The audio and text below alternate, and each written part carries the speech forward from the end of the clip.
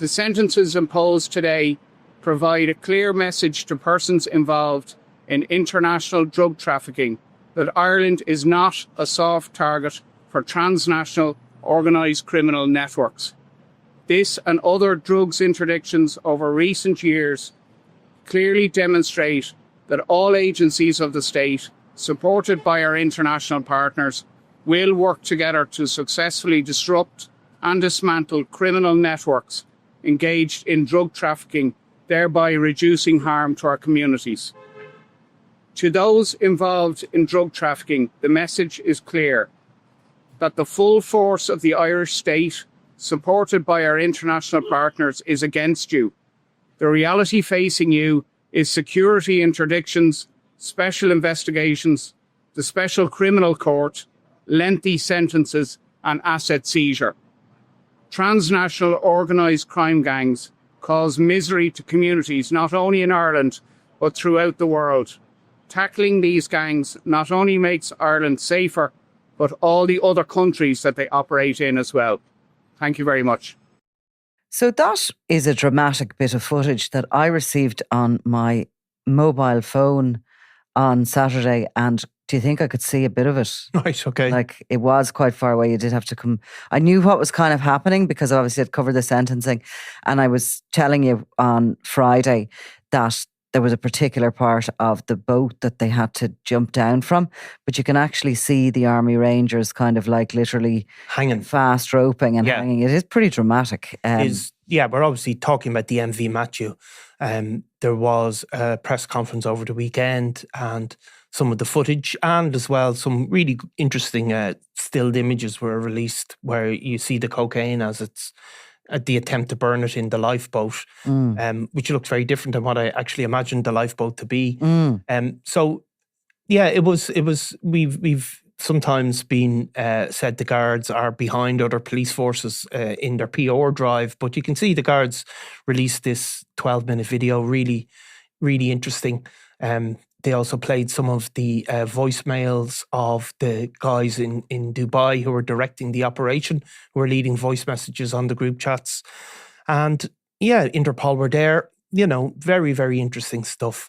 But as you can see, as have come out of all the reports, they're connecting it into this global picture of how drug trafficking works. Yeah.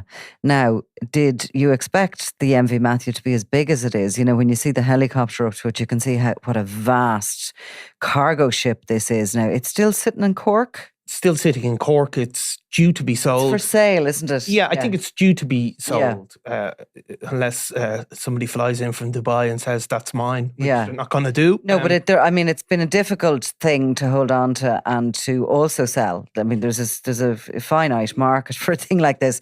I mean, it's just this vast vessel.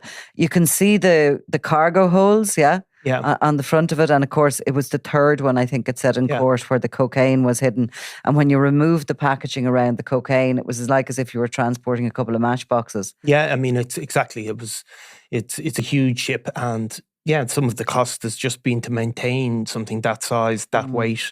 Even to hold it in a harbour, it costs money. But it's the video, I think, is really, really interesting. Yeah.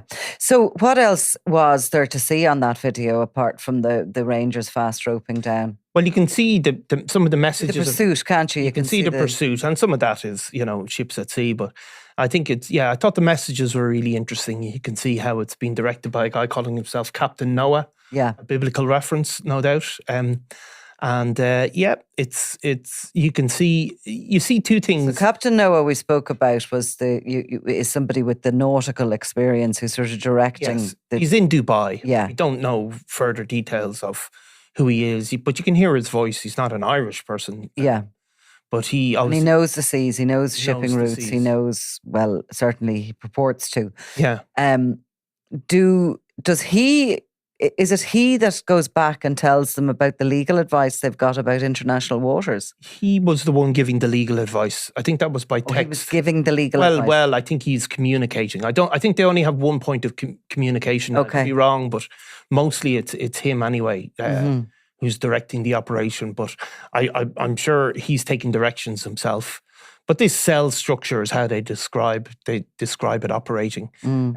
Interpol and the Gardaí both spoke in detail about how it works, and you read all of the reports describe who is involved as well, which is, while the killing cartel are not named directly in court, it is clear that that's the belief, and also the belief that Hezbollah played a key role in this whole drug trafficking operation.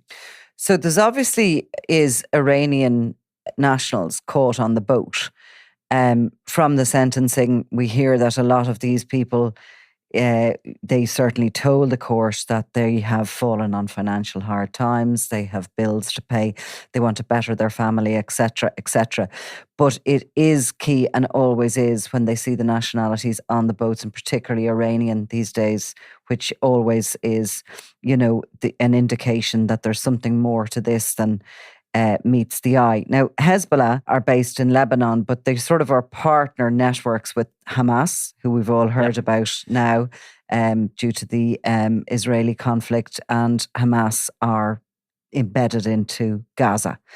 But these groupings are basically at war with the West, ultimately, and those wars cost a lot of money, and they need funding. So they have been involved in laundering of money, and they've been involved in this Hawala system that we have heard of, that the Kinahans have used. But also the actual movement of drugs across the globe is almost twofold to groupings like this, and to regimes like Iran and like Russia, because not only can they invest money and, how many times do you multiply it at the other end? If you land your cargo successfully and sell it on the streets, you make a lot of money. But they also, cocaine is a drug that is like really affecting Europe. The usage of it, it is causing the sort of the wars on the street with a lot of the gangs. It is a very negative effect socially, as well as everything else. So it's kind of like a two-pronged thing for the likes of Hezbollah. They feel that they're sort of, it's a disease really in the West, isn't it? Cocaine. I mean, it's a complicated picture, I suppose, with all of these groups. So during the court case, we heard this Iranian nexus was how it was described by the guards involved in this shipment. Like, Iran have been regarded, or Hezbollah and Hamas are regarded as proxies for Iran. I mean, that is what the American government have said. This has never been more prominent in the media than obviously in the last few weeks with Israel attacking Iran. But according to the US and Israel, Iran have funded Hezbollah and Hamas for many, many years in order to, in effect, have these proxy forces, and also in Syria as well. They had an influence, so that has broken down. But the involvement of Hezbollah, Hezbollah are a state within a state in the Lebanon, as it's described. They control a huge portion of territory, and they effectively operate as a government. But when the trouble in the Lebanon really began many years ago in the 70s and 80s, there was a huge amount of people left and moved to South America. So there's a huge Lebanese expat community in countries like Brazil, like Colombia, and all of those areas, and as well in Venezuela. So ever since, there have been these connections. Now, throughout the 1990s, Hezbollah actually carried out a number of terrorist attacks in South America, targeting Israeli embassies. So they have that. It's something like the Irish community in the US, where we had this huge expat community, and there was people funding the IRA from the US, expats and first generation. So Hezbollah have had that. Now, they have a particular area they call the tri-state area, where they're particularly tri-border area, which is kind of on the border of Brazil and Colombia. And they have, according to the US, become involved in every bit of cocaine trafficking throughout the world. And that money is fed back to Hezbollah to fund their war against Israel effectively. So what we're hearing about the MV Matthew, what's being said by Interpol, is that Hezbollah funded it, or part funded it with organised crime gangs. And they have also, where it came from, of course, is Venezuela. So in other words, they're providing some of the investment, but also they would have their own contacts in these countries, in the regions where the cartels are operating, where you sort of get the cocaine through onto these boats. Yes, and in Venezuela in particular, where they have had, Hezbollah have particular, and Iran have particular ties with the government there. So they provide logistical support, but they also... They've their own men on the ground as such. They've their own men on the ground. And isn't it funny, because everyone needs their own men on the ground. I mean, we talked about what happened with the MV Matthew, how it loaded the drugs off the Venezuelan coast. There was a number of people on the ship at that point who were privy to what was happening, but the rest of the crew had been given drink to get them pissed so as they wouldn't notice as the cocaine was being loaded. The plan was the ship crossed the Atlantic, slowed a little bit around the Canary Islands, and made its way up to Ireland, where the decision had been made that it was going to transfer its cargo onto this other ship called the Castlemore. Now, on the Matthew, we have this guy called Dutch Jimmy, who is nothing to do with the seas, doesn't seem to have as much experience as you or I of sailing a boat that size across the Atlantic. Yet he's there, he's the cartel man on the ship, and he is basically keeping an eye. The captain ultimately becomes frightened of him and believes he's been put on the ship to kill him. He's also kept in the captain's quarters and not in the kind of the general crew area. But he's there.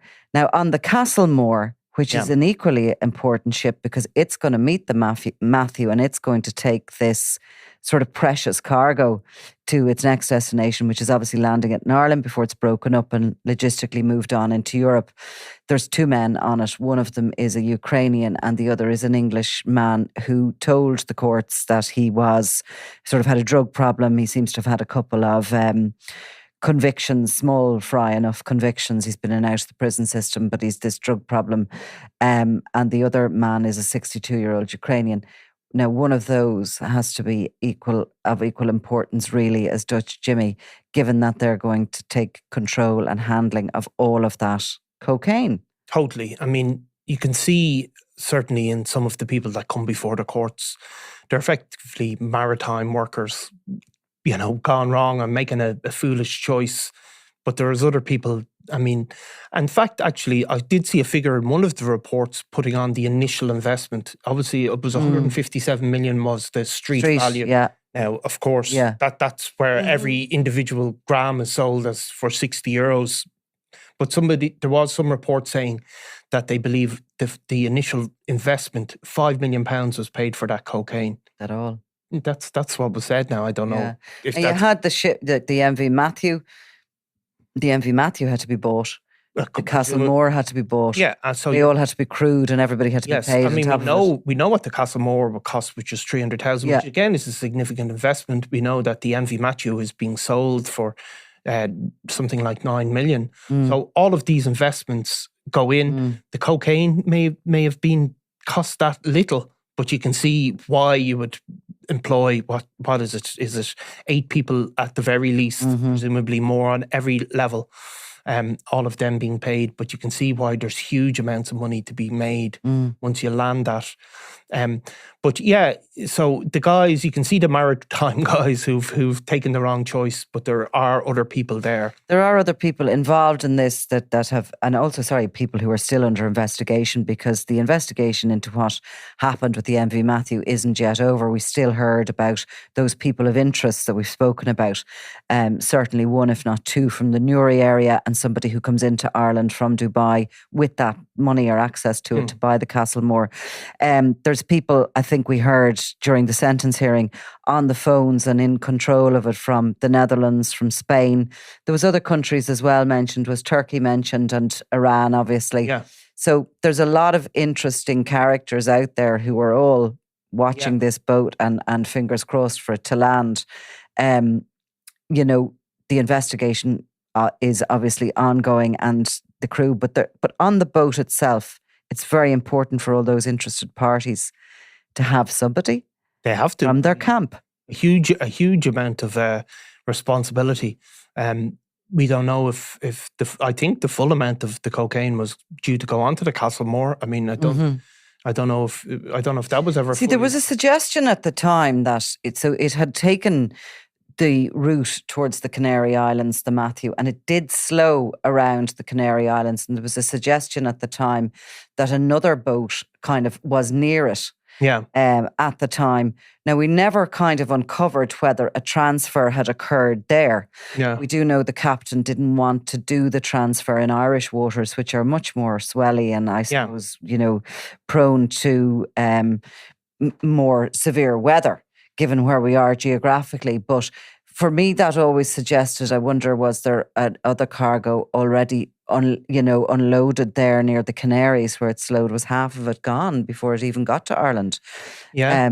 Yeah, it's not clear, and it's certainly... Because it wouldn't make total sense to head towards the Canaries and then back up. They were sort of felt like they were going there for a reason, And of course, they have ports everywhere. Remember, they're telling them as they're trying to put the foot to the floor to get out of Irish waters, get into international waters. They first tell them to go to Gibraltar, where they will get, to port, according to these leaders, these various people that are on the phones.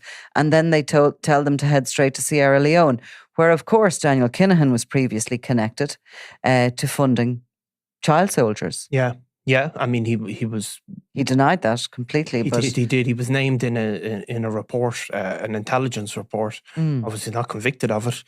But yeah, you can see how these major drug shipments really operate from the MV Matthew, and that's why it's so interesting.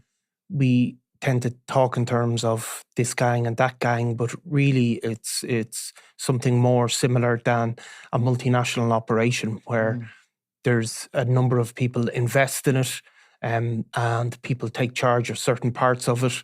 And it's, why are Interpol so interested in the Kinahans? Why are the Kinahans being sanctioned by the US?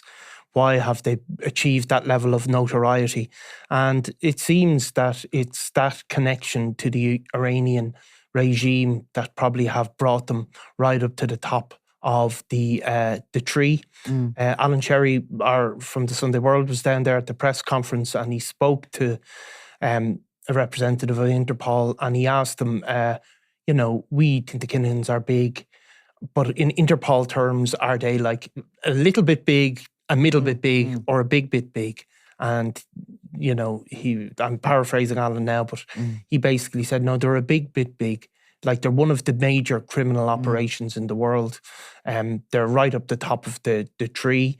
And that, he asked them as well about the super cartel, which has obviously come under huge pressure, seen a load of people put away. And he said, well, look, some of them are gone, but they continue to evolve. And that's continuing to happen. The evolution of how they operate continues. And certainly we've seen in EU reports most recently about how the influence of state actors has grown in the cocaine trade worldwide. And that is regimes like Russia, like Iran, who are desperate for funds, but also have access to operators across the world. And that's according to the EU that has become more and more of a feature of the international drug trade. It's nice to see the Gardaí do a decent job with their PR and get out there and show us all exactly what went on in this operation, because we're very used to the UK police, the NCA in particular, giving us things like this. Once they secure a conviction, nobody's looking for this sort of stuff while it's still forming part of an evidence thread or before sentencing. But in the aftermath of it, it's good to see a little bit of that modern sort of marketing of, this is what we do. And this is kind of, I'd say there's young people there all over Ireland going, I want to be in that Ranger Wing. Yeah, no, totally. The very, interesting press conference, really. Very different than it might have been back in our day. And was it held with the Matthew in the background? It was, yeah. And people were brought down there. And to see the Matthew? Well, yeah, not brought around it as such, no. But, brought down, held a press conference at it. And they brought over their international partners as well, who spoke openly and freely. And, I think it gives a good insight into the work of the Gardaí. I think if you look at that video, you can see And the just army. how, and the army and the other arms of the state. You can see how good a job it was. For sure. Okay. Okay. Thanks, Niall. Thanks, Nicola.